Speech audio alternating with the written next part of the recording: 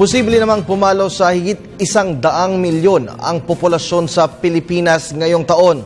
Ito po ay ayon sa pagtaya ng Commission on Population. Kaugnay po nito, titiyakin naman ng pamahalaan na lahat ay makikinabang sa Philippine Development Plan, kung saan kabilang po sa layunin na inclusive growth ay ang pag-angat ng antas ng kabuhayan ng mamamayang Pilipino. Narito pong report ni Julius Disamburu.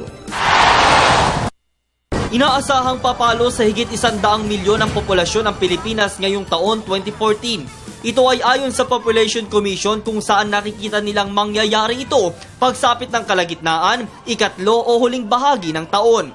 Base sa naging pagtaya ng National Statistical Coordination Board o NSCB, nitong nakaraang taong 2013, umaabot na sa halos 77 milyon ang populasyon ng bansa. Banggit naman ni Population Commission Executive Director Juan Antonio Perez na kapag umakyat na sa 100 milyon ang ating populasyon, madadagdagan ng maaaring kumonsumo sa ating likas na yaman.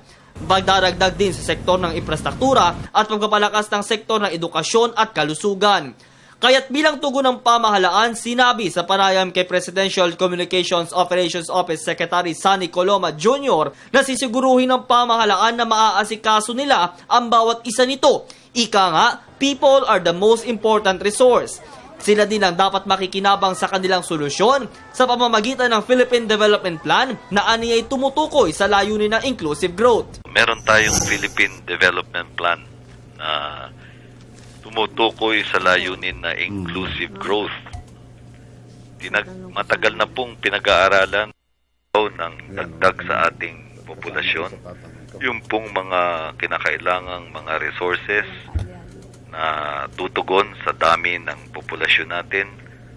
At kaya naman po kung tutunghayan din natin, taon-taon, patuloy pong dinadagdagan ng pamahalaan ang porsyento ng pambansang budget na nauukol sa kagalingang panlipunan. Sa 2014 national budget nga po ay nakatutok po doon sa social protection at social welfare and development. 37.4% po ang nakaalaan para dyan.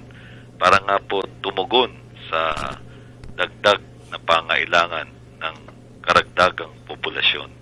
Ani pa ng kalihim na taon-taon din nilang tinataasan ang pondo para sa kagalingang panlipunan. Partikular ang pagbibigay ng mahalagang serbisyo gaya sa aspeto ng edukasyon, infrastruktura at kalusugan.